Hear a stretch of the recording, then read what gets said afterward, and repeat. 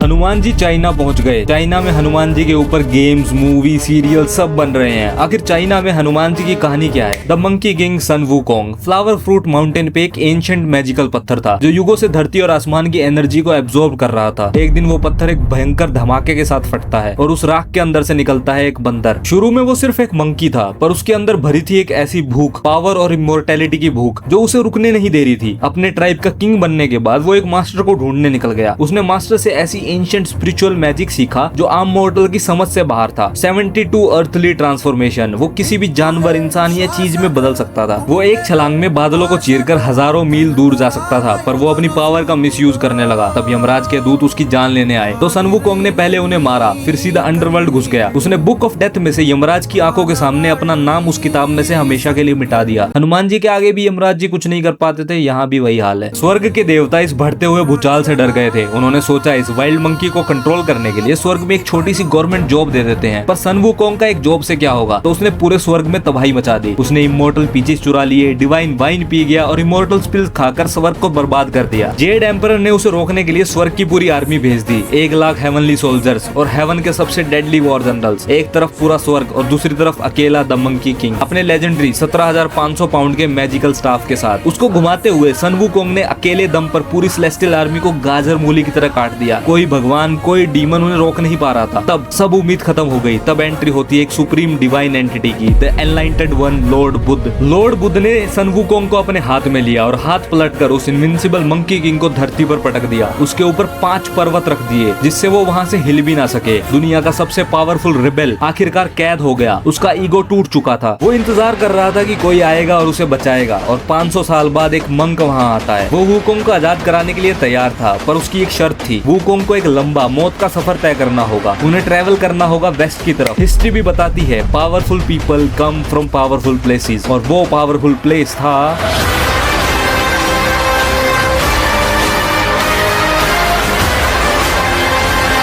China. वाले भी भारत आ रहे हैं, अब तो फॉलो कर लो यार।